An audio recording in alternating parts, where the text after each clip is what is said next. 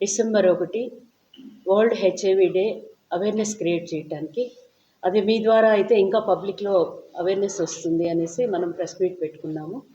Press మీట్లో ముఖ్యంగా మన అజెండా ఏంటంటే యువత ఎక్కువగా యూత్ ఈ జబ్బున పడకుండా ఎలా మనం అవేర్నెస్ క్రియేట్ చేయాలి, తర్వాత కాలేజీల్లో ఎలా మనం ఐసి యాక్టివిటీస్ ఇస్తున్నాము, తర్వాత వచ్చేసి అన్నీ అంటే స్కూల్ గోయింగ్ చిల్డ్రన్ అంటే 10th క్లాసు అబవ్ 14 years నుంచి వాళ్ళు ఎలా హెల్త్ యాక్టివిటీస్లో జాగ్రత్తగా ఉండాలి, తర్వాత ఈ డిసీజ్ ఎలా వస్తుంది, దీనికి లక్షణాలు ఏంటి, తర్వాత దీనివల్ల ఏం ప్రాబ్లమ్స్ వస్తాయి ఫ్యూచర్లో వాళ్ళ ఆరోగ్యపరంగా అనేవంతా కూడా అంతా త్రూ మనకు 11 మంది హెల్త్ ఎడ్యుకేటర్స్ ఉన్నారు వాళ్ళ ద్వారా, తర్వాత డిపార్ట్మెంట్ ఉంది హెచ్ఐవి ఎయిడ్స్ డిపార్ట్మెంటు, తర్వాత ఆ స్టాఫ్ వీళ్ళందరి ద్వారా జిల్లాలో మనం లాస్ట్ ఇయర్ కూడా ఇదే కార్యక్రమం 1 year నుంచి చేస్తాము.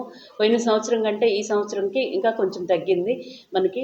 సో ఇట్లనే ఈ సంవత్సరం కూడా ఇట్లా అవేర్నెస్ క్రియేట్ చేసి ఇంకా మనకు పాజిటివ్ కేసులు రాకుండా చూడాలి అనే దాంట్లో అన్ని centres, IEC centres, testing centres, తర్వాత వచ్చేసి మన వాలంటరీ ఆర్గనైజేషన్స్, ఎన్జిఓస్, మొత్తము సెక్స్ వర్కర్స్ వీళ్ళందరితో కూడా మీటింగ్ పెట్టుకోవటం జరిగింది పోయిన వారం మేము. తర్వాత ఇప్పుడు కూడా ఈ వరల్డ్ ఎయిడ్స్ డే 1వ తేదీన ఇంకా మాస్గా మేము అవేర్నెస్ క్రియేట్ చేయాలని అందరము డిసైడ్ అయినాము. మొత్తము ఇంకా మనకు అసలు అనంతపురం జిల్లాలో అసలు పాజిటివ్ కేసు అనేది రాకుండా ఉండాలనే ఉద్దేశంతో మా ప్రయత్నాలన్నీ మొత్తము ప్రోగ్రామ్ ఆఫీసర్ని పెట్టుకొని ఆ ప్రోగ్రామ్ ఆఫీసర్ ద్వారా ఇవన్నీ కూడా ఇస్తూ స్క్రీనింగ్ చేస్తున్నాము. ఇప్పుడు ఆల్రెడీ కూడా మనకి స్క్రీనింగ్ జరుగుతుంది, లెప్రసీ స్క్రీనింగ్ జరుగుతుంది. దాంట్లో కూడా ఈ స్క్రీనింగ్ కూడా మనం అవేర్నెస్ చేస్తున్నాము. అన్నిటికీ హెచ్ఐవి ఎయిడ్స్, తర్వాత వచ్చి లెప్రసీ, వీటన్నిటికీ నోడల్ ఆఫీసర్, ప్రోగ్రామ్ ఆఫీసర్ ఒకరే కాబట్టి ఈ ప్రోగ్రామ్స్ 3 కూడా త్రూ ఆ ప్రోగ్రామ్ ఆఫీసర్ ద్వారా ఎక్కువగా మనం స్క్రీనింగ్ ప్రాసెస్ ఎక్కువ చేస్తున్నాము. గ్రౌండ్ లెవెల్ నుంచి ASHA, ANM, medical officer, voluntary organisation, NGOs మనకి ఎవరెవరైతే ఈ అవేర్నెస్కి ఉపయోగపడి స్క్రీనింగ్కి ఉపయోగపడతారో వాళ్ళందరినీ కూడా యాక్టివేట్ చేసుకొని ఈ ప్రోగ్రామ్ చేస్తున్నాము. తర్వాత ఇప్పుడు ముఖ్యంగా ఏంటంటే మనకు ఒక వెహికల్ కూడా ఇచ్చారు, అంటే అది మొబైల్ వెహికల్ అనమాట. ఆ మొబైల్ వెహికల్ ద్వారా కూడా మనం ఒక షెడ్యూల్ వేసుకొని దాని ద్వారా కూడా మనం స్క్రీనింగ్ చేసి కేసులను ఐడెంటిఫై చేస్తున్నాము. ముఖ్యంగా మేమందరము కలిసి ఈ అవేర్నెస్ క్రియేషన్లో అనంతపురం జిల్లాలో పాజిటివ్ కేసులు ఇంకా తగ్గించాలి, ఇంకా మాకు అవకాశం ఉన్నంత వరకు ఇంకా రాకుండా చేయాలనే ప్రయత్నంతో మా సర్వీస్ చేస్తున్నాం.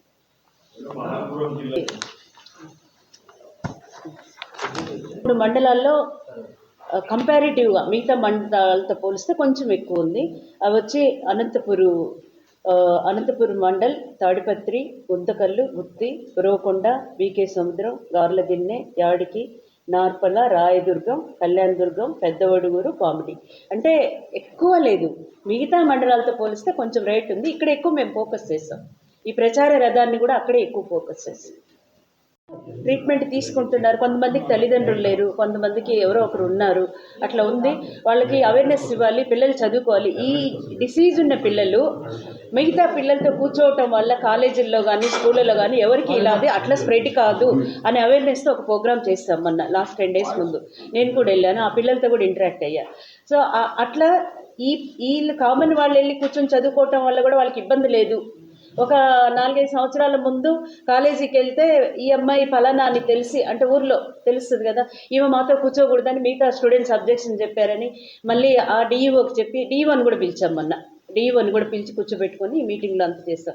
డిఈఓ ఇన్వాల్వ్ అయ్యి మళ్ళీ దాన్ని సప్రెస్ చేసి అందరు కూర్చొని చదువుతా ఉద్యోగం కూడా తెచ్చుకున్నారంట. ఎవరైతే సోకాల్డ్ ఆ పేర్లన్నీ మనం చెప్పకూడదు, అది అట్లా వీళ్ళలో ఆ వివక్షత ఉండకూడదు చదువుకునే పిల్లలు. ఇప్పుడు హెచ్ఐవి పాజిటివ్ వచ్చిందనుకోండి, మనకి ఇంకో 20 సంవత్సరాల లైఫ్ స్పాన్ పెరుగుతుంది రెట్రోవైరస్ ట్రీట్మెంట్ తీసుకుంటే. ఇంతకుముందు ఆ ఆప్షన్ ఉండేది కాదు. 10 సంవత్సరాల ముందు మనకి పాజిటివ్ వస్తే కూడా ఇంకా హెచ్ఐవి అంటే పాజిటివ్ వచ్చింది, వీళ్ళని ఎక్కడో ఐసోలేట్ చేయటం, ఊర్లోకి రానికపోవటం, లేకపోతే ఇది చేయటం అది చేసేవాళ్ళు, వాళ్ళు కూడా కుంగి కృషించిపోయేవాళ్ళు. సో ఎప్పుడైతే మనిషి కొంచెము బాధతో కృంగుతారో ఇమ్యూనిటీ తగ్గిపోద్ది, ఇమ్యూనిటీ తగ్గిపోయినా ఆ ట్రీట్మెంట్ కూడా సరిగ్గా పనిచేయదు, అట్లా ఉండేది. ఇప్పుడు అట్లేదు, ఈ మందులు వచ్చినాక మందుల వల్ల కలిగే అవేర్నెస్ మనం బాగా క్రియేట్ చేసిన తర్వాత ఎవరైతే పాజిటివ్ అని డిక్లేర్ చేస్తారో అప్పుడు వాళ్ళకుండే వైరస్ లోడ్ని బట్టి ట్రీట్మెంట్ ఇస్తే 20 years వాళ్ళు సర్వైవ్ అవుతారు, బ్రతుకుతారు కూడా. తర్వాత నెగిటివ్ వస్తుంది కొన్ని రోజులకి, నెగిటివ్ వచ్చినాక వాళ్ళు నెగిటివ్ అని డిక్లేర్ చేస్తే మామూలుతో వాళ్ళతో కూడా ఉంటుంది. ఇలాంటి అవేర్నెస్ కూడా మేము బాగా ఇస్తున్నాము. కాబట్టి ఎవరైనా సరే, ఇప్పుడు 30 years పాజిటివ్ వచ్చింది, 30 years ఏజ్లో, ఇంకో 20 years బతుకుతాడు, 50 సంవత్సరాలు. పోనీ 60 సంవత్సరాలు వచ్చింది, ఇంకో 20 వేసుకుంటాం. మన లైఫ్ స్పాన్ 68, 70 కదా. సో కాబట్టి ఈ జబ్బుతో జీవితం ఎండ్ కాదు, లైఫ్ పొడిగించుకోవచ్చు, పిల్లలు, భార్య, భర్త, కుటుంబం బాగా ఉండొచ్చు అనేది అవేర్నెస్ ఎక్కువ క్రియేట్ చేయటం వల్ల మనకి ఈ మధ్య అలాంటి కుటుంబముతో ఆత్మహత్యలు అవి కూడా ఏమి లేవు. హెచ్ఐవి ఎప్పుడో కొన్ని సంవత్సరాల ముందు ఉన్నాయి. సో ఇట్లా అవేర్నెస్ అనేది మేము బాగా చేస్తున్నాం. పిల్లలతో కూడా ఇంటరాక్ట్ అయ్యాను నేను మొన్న.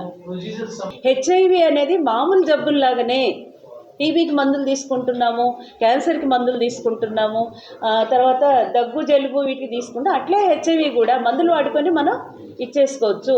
ఫస్ట్ ఆ వైరస్ లోడు సబ్సైడ్ అయ్యే వరకే పాజిటివ్ వస్తుంది, తర్వాత కూడా వాళ్ళకి విండో పీరియడ్ ఉంటుంది, పాజిటివ్ రాదు. అందువల్ల మనం ఈ అవేర్నెస్ ఇవ్వాలి. ముఖ్యంగా అందరికీ ఇవ్వాల్సింది ఏంటంటే, వైద్యం పాజిటివ్ వచ్చినా మీరేం కుంగిపోవద్దు, వైద్యం తీసుకోండి, తర్వాత ఇమ్యూనిటీ పెంచుకోండి. అందరి సామాన్య ప్రజలందరూ ఎలా ఉంటారో మీరు మీ కుటుంబం కూడా అలా బ్రతకొచ్చు. ఇది పక్క వాళ్ళకి రాదు, అన్లెస్ బ్లడ్ ద్వారానో, తర్వాత వాళ్ళ ఇల్లీగల్ ఇవి అఫైర్స్ వల్లనో అట్లా వస్తుంది అనే అవేర్నెస్ మేము ఇస్తాం.